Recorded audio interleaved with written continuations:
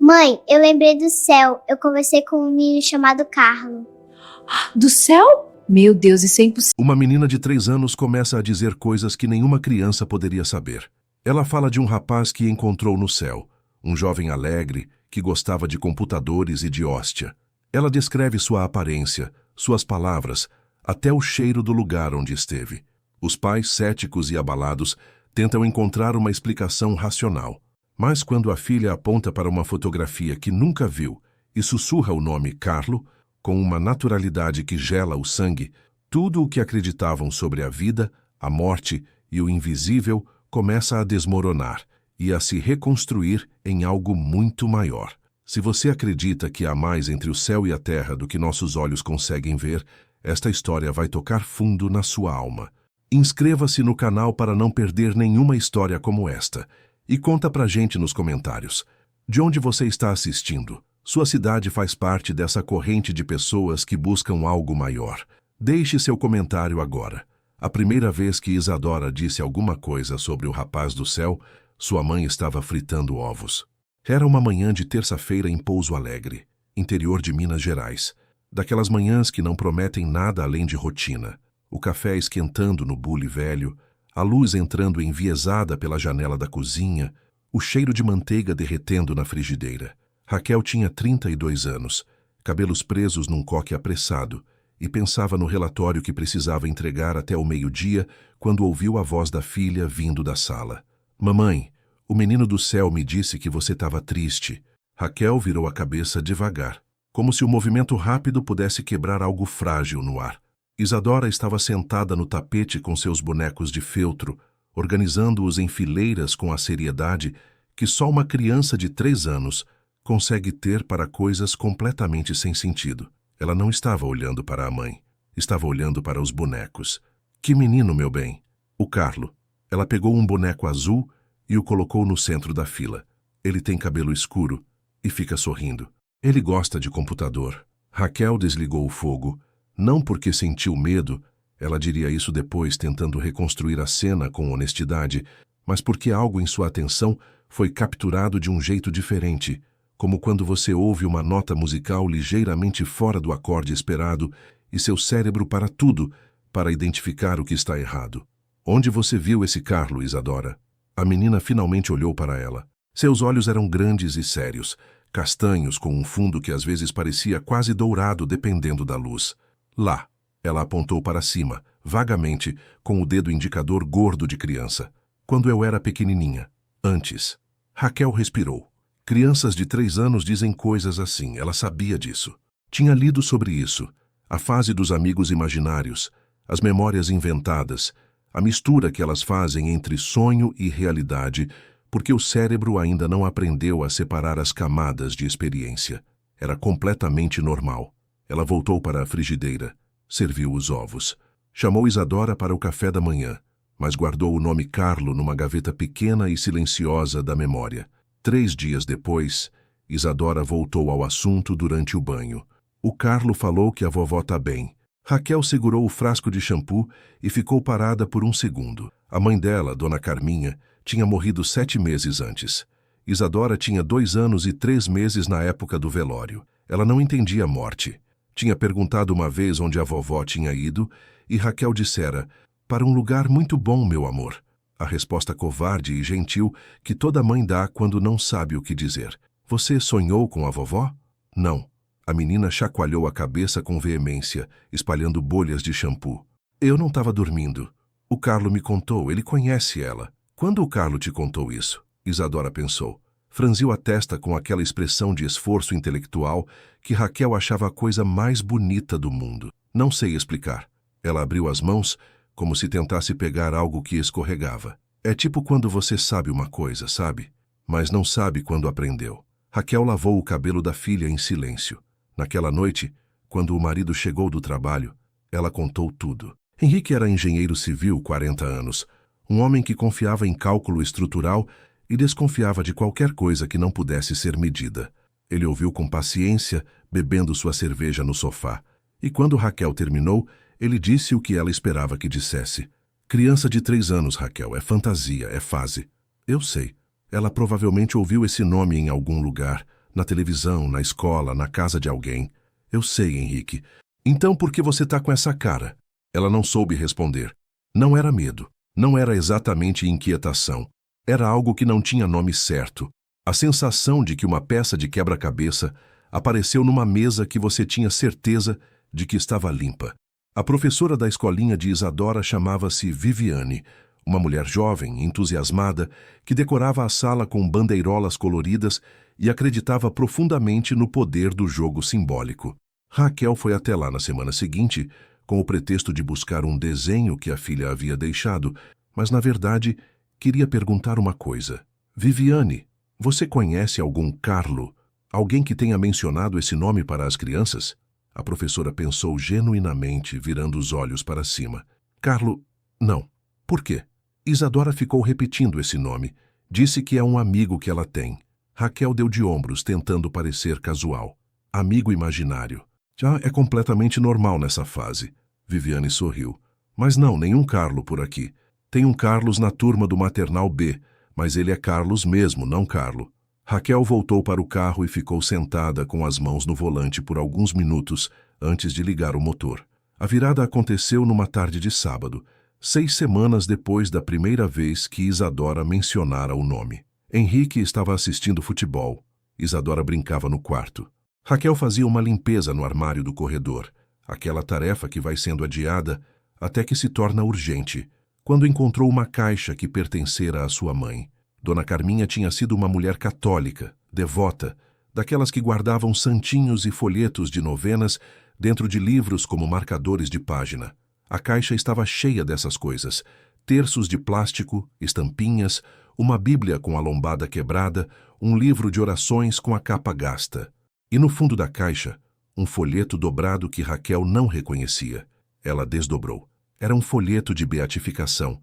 Ela não sabia bem o que isso significava, mas o título estava lá: Carlo Acutis, beato da internet. Havia uma fotografia. Um rapaz jovem, adolescente, cabelo escuro, sorrindo de um jeito que parecia completamente despretensioso e, ao mesmo tempo, completamente genuíno. Embaixo da foto, uma data: 1991-2006. 15 anos. Raquel ficou parada olhando para aquele rosto por tanto tempo que perdeu a noção do tempo. Foi quando ouviu os passinhos de Isadora no corredor. A menina apareceu na porta do armário com o jeito vadio de quem acabou de abandonar uma brincadeira sem motivo específico. Olhou para a mãe, olhou para o folheto na mão da mãe, e então seu rosto mudou. Não foi um susto, não foi reconhecimento teatral, o tipo que crianças fazem quando querem chamar atenção. Foi outra coisa, uma quietude repentina, um assentamento, como quando você encontra a palavra certa para algo que estava tentando dizer há muito tempo. É ele, disse Isadora. Raquel sentiu a espinha gelar. Quem, meu amor? O Carlo. A menina tocou a fotografia com a ponta do dedo delicadamente, como se fosse algo que merecia cuidado. O menino do céu. Naquela noite, Raquel não dormiu. Ficou com o notebook aberto na cama, com o Henrique roncando ao lado, pesquisando. Carlo Acutis. Nascido em Londres em 1991, criado em Milão. Filho único, diagnosticado com leucemia fulminante aos 15 anos, morreu em outubro de 2006. Beatificado em outubro de 2020 em Assis, na Itália. Conhecido como o padroeiro da internet por ter criado um site catalogando milagres eucarísticos ao redor do mundo. Devoto da Eucaristia. Dizia que a hóstia era o que o mantinha não vulgarizado. Raquel leu tudo o que encontrou. Leu depoimentos de pessoas que diziam ter sido curadas por sua intercessão. Leu a biografia autorizada, trechos de entrevistas com a mãe dele, Antônia. Viu fotografias. O menino tinha cabelo escuro, sorria muito, gostava de informática. Ela fechou o notebook às 3 da manhã e ficou deitada no escuro, com os olhos abertos, ouvindo a respiração do marido e o silêncio da casa. Havia uma explicação racional. O folheto estava na caixa de Dona Carminha. Isadora podia ter visto em algum momento, em alguma visita à avó antes de ela morrer, antes de ter consciência de que estava guardando aquela imagem. Crianças absorvem coisas assim, rostos, nomes, fragmentos de conversa, e os devolvem meses depois, como se fossem criações próprias. Era completamente plausível, Mas havia uma coisa que Raquel não conseguia encaixar nessa explicação. Isadora tinha 2 anos quando a avó morreu. 2 anos, 2 meses e alguns dias. Ela não falava ainda em frases completas. Não seria capaz, naquela época, de associar um rosto a um nome, de guardar isso na memória com nitidez suficiente para reproduzir 1 ano depois. E a forma como a menina tinha tocado a fotografia, essa quietude, esse assentamento, Raquel se virou para o outro lado e fechou os olhos com força. Ela contou para Henrique no café da manhã, colocou o folheto na mesa entre eles, com a fotografia voltada para cima, e contou cada detalhe da cena do corredor. Henrique ouviu, bebeu o café, olhou para a fotografia por um longo momento. Ela pode ter visto isso na casa da sua mãe. Eu sei. 2 anos é pouco, mas não é impossível que ela tenha retido a imagem. Eu sei, Henrique. Raquel, eu sei o que você vai dizer. Ela levantou a mão. E provavelmente você está certo. Mas me deixa fazer uma coisa. Me deixa perguntar para ela mais algumas coisas. Sem forçar, sem sugestionar. Só perguntar. Ele concordou com a cabeça, lentamente. Tinha aquela expressão que ela conhecia bem. O engenheiro tentando encontrar a tolerância para uma conversa que não pertencia ao mundo das estruturas e dos cálculos. Raquel foi cuidadosa. Ela leu sobre como não sugestionar crianças em interrogatórios.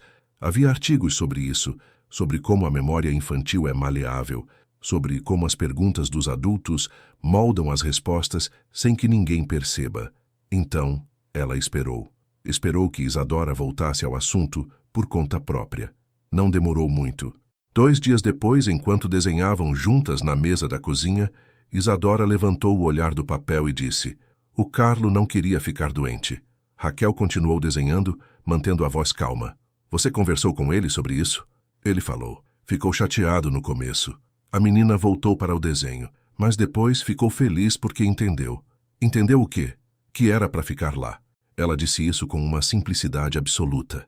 A simplicidade de quem descreve um fato óbvio, como dizer que o céu é azul ou que a chuva molha.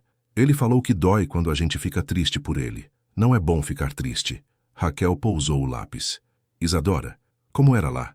O lugar onde você viu o Carlo?" A menina pensou. Era fascinante observar.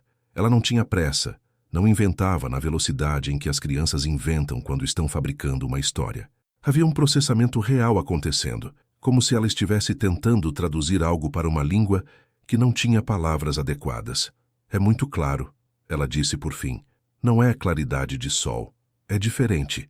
É como se a claridade tivesse dentro das coisas." Ela olhou para as próprias mãos. "Aqui a gente vê porque tem luz do lado de fora. Lá é diferente. As coisas brilham por dentro." Raquel ficou em silêncio. Tem um cheiro", continuou Isadora, completamente absorta na tentativa de descrever. "Não sei falar o cheiro. É gostoso. É como quando a gente sente que alguém que a gente ama está perto, mas virou cheiro." Raquel começou a escrever tudo num caderno. Cada frase, cada detalhe, cada momento em que Isadora mencionava algo sobre o Carlo ou sobre o lugar que chamava de lá.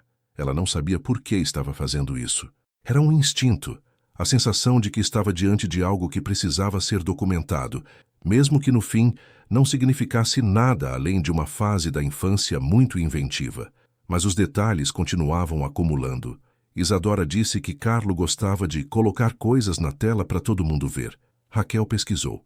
Carlo tinha criado um site sobre milagres eucarísticos. Exatamente isso, colocar coisas na tela para todo mundo ver. Isadora disse que ele tinha um gato.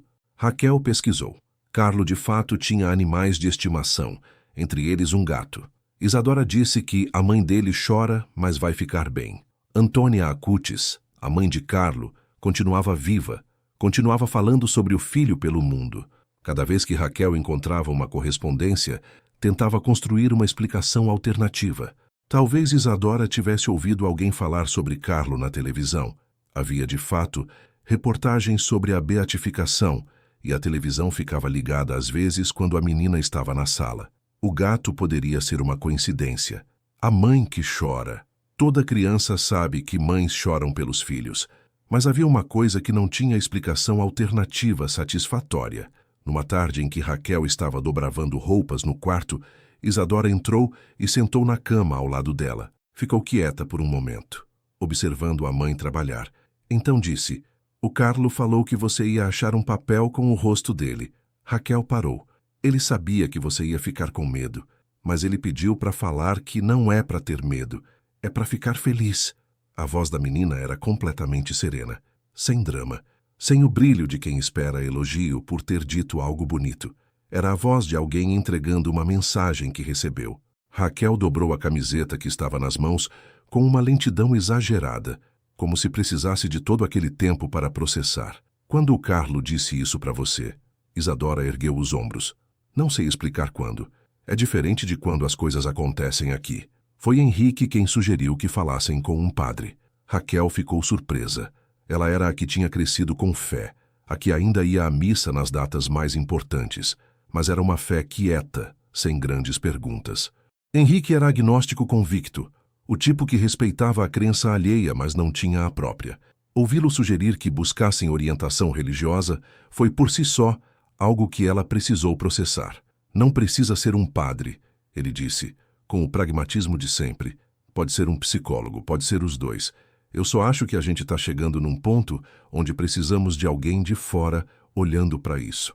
Eles foram ao padre da paróquia mais próxima primeiro. O padre Augusto, um homem de uns 60 anos com óculos grossos e jeito de professor aposentado. Raquel contou tudo, com o caderno de notas na mão, lendo os trechos que havia documentado. O padre ouviu sem interromper. Quando ela terminou, ele ficou em silêncio por um momento. Você acredita na sua filha? A pergunta a pegou de surpresa. Acredito que ela está dizendo o que acredita ser verdade. Mas você acredita que ela está dizendo a verdade sobre o que realmente aconteceu? Raquel hesitou. Eu não sei. O padre tirou os óculos e os limpou devagar, como se precisasse de tempo para ajeitar os pensamentos tanto quanto as lentes. A igreja tem um processo muito cuidadoso para examinar relatos como o da sua filha. Não é algo que se apressa, e a prudência manda que se esgote todas as explicações naturais antes de considerar qualquer outra coisa. Ele devolveu os óculos ao rosto. Mas eu vou te dizer uma coisa, dona Raquel. Em 50 anos de sacerdócio, encontrei algumas histórias que não caberiam em nenhuma gaveta que eu conhecesse. E aprendi que gavetas são menores que a realidade. A psicóloga chamava-se Doutora Fernanda, especializada em desenvolvimento infantil, uma mulher de meia idade com um escritório cheio de brinquedos estrategicamente posicionados.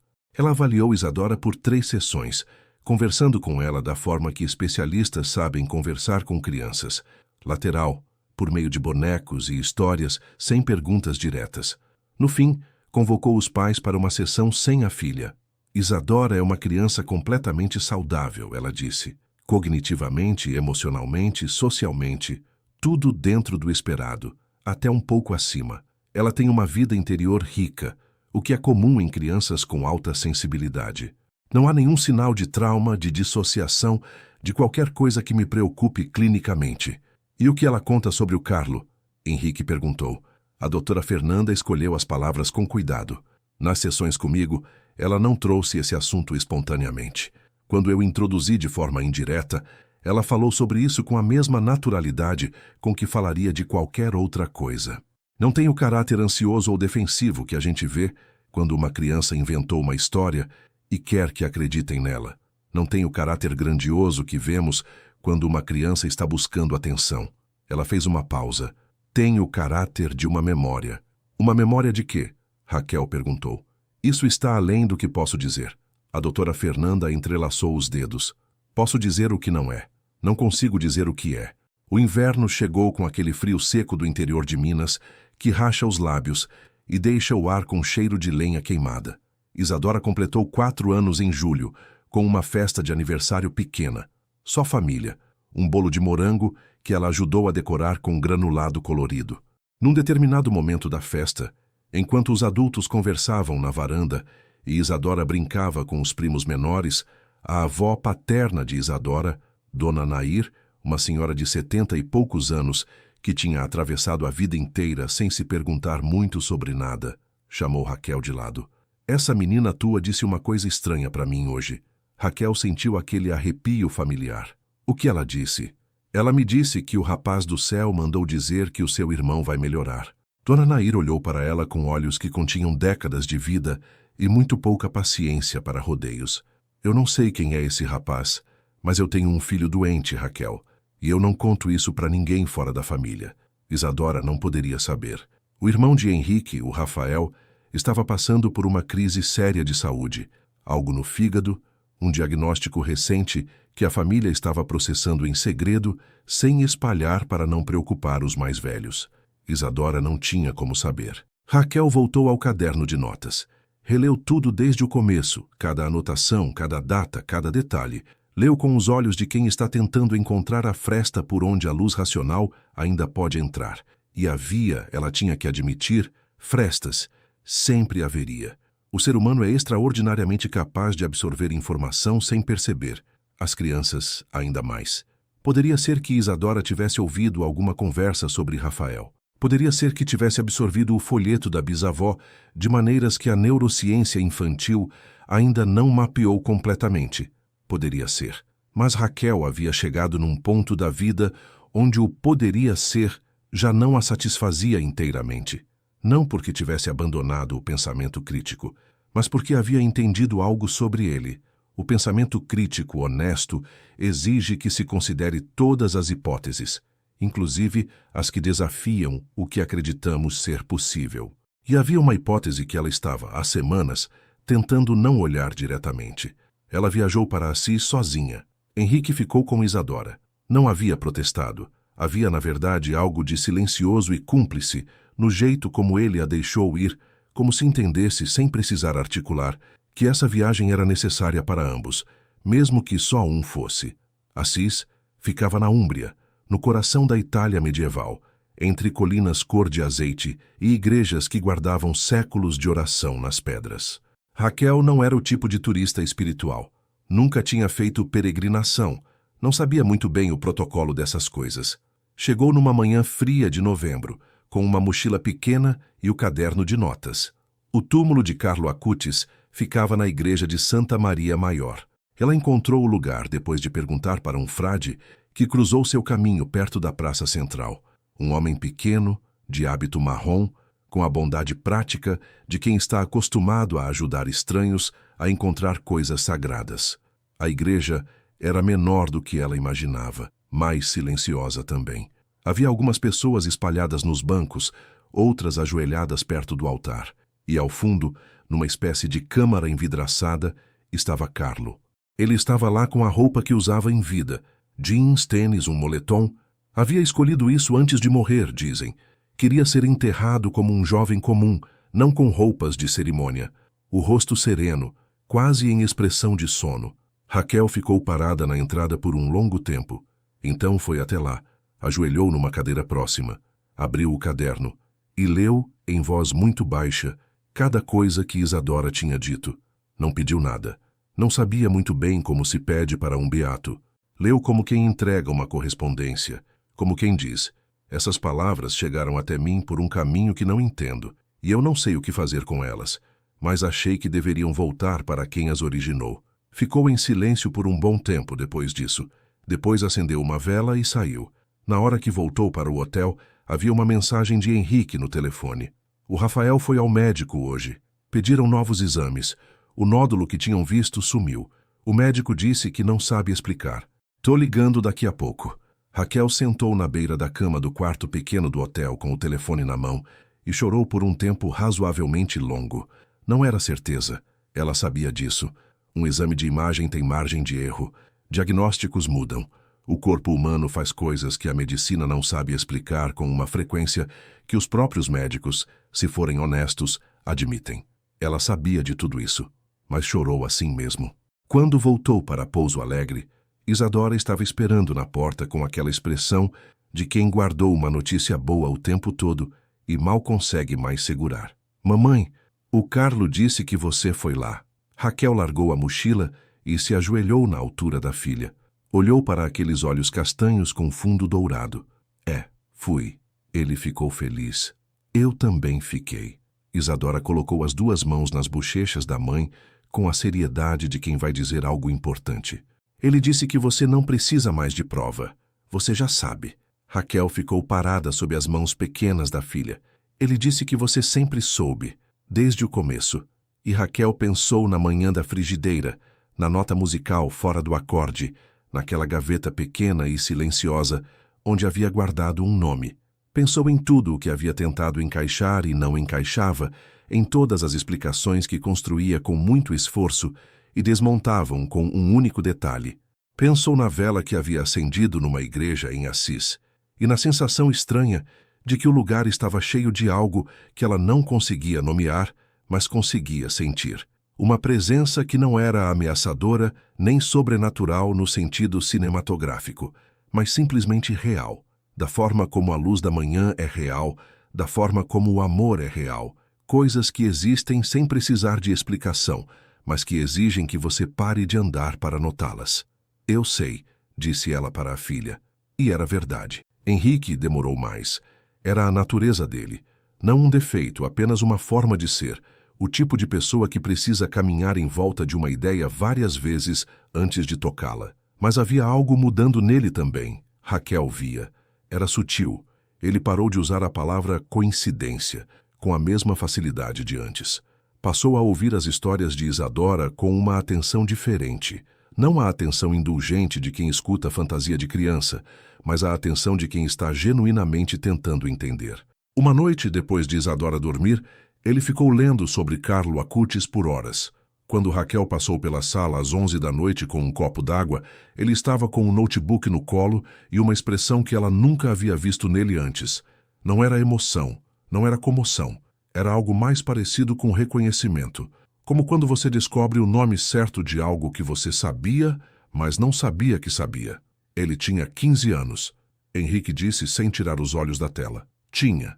E escolheu o que fazer com esse tempo, de um jeito que a maioria das pessoas não escolhe com 70. Ele fechou o notebook.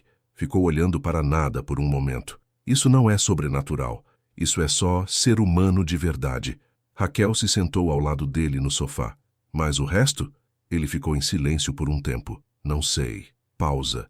Mas já parei de ter certeza que não.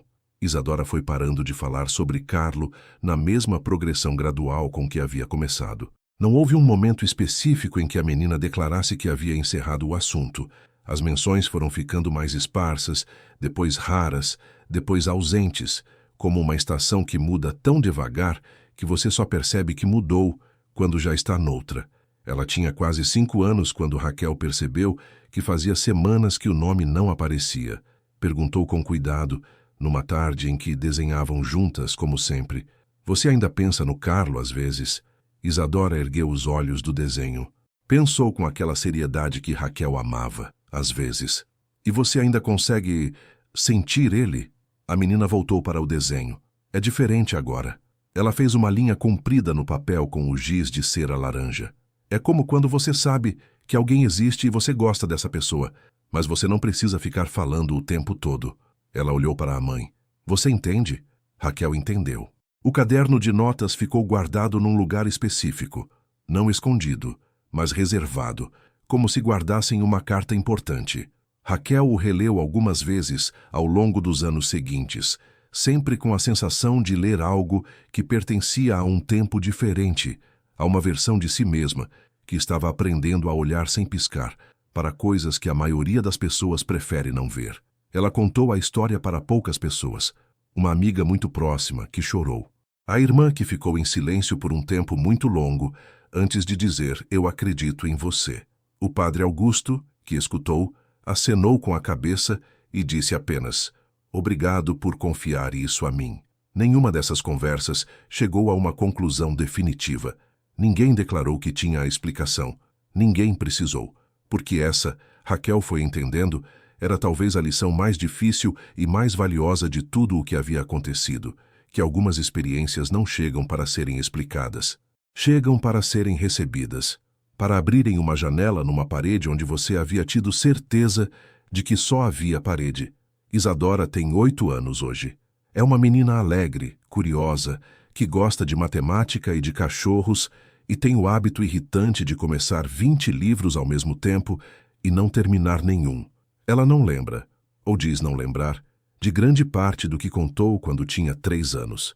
Isso em si diz pouco. A memória episódica de crianças pequenas é fragmentária por natureza. A maioria das pessoas não tem memórias acessíveis de antes dos 4, 5 anos, mas há uma coisa que Isadora manteve, sem que ninguém na família tenha incentivado ativamente. Ela pede para acender uma vela para o Carlo antes de dormir.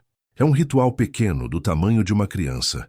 Uma vela de cominho que fica num pratinho de louça na prateleira do quarto, ao lado de uma fotografia impressa que Raquel colocou lá um dia e a filha nunca pediu para tirar. Ela não reza com palavras elaboradas. Acende, fica olhando por um segundo e apaga a luz. Quando Raquel perguntou uma vez o que ela pensa nesses momentos, Isadora deu de ombros com a naturalidade implacável das crianças. Fico feliz que ele existe. Não fica feliz que ele existiu. Fica feliz que ele existe. Há uma coisa que Raquel nunca contou para quase ninguém.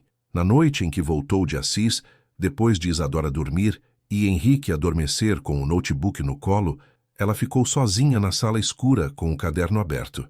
Releu tudo mais uma vez. Ficou parada no escuro com o caderno no colo, por um tempo que não soube medir. E teve a sensação, clara, não dramática, não acompanhada de nenhum fenômeno visível, nenhuma luz, nenhuma voz, nenhuma das coisas que as histórias costumam incluir, de que não estava sozinha no cômodo. Não era medo, era o oposto do medo. Era a sensação de que alguém havia chegado perto o suficiente para que você sentisse o calor antes de ver a chama. Ela não disse nada, ficou parada.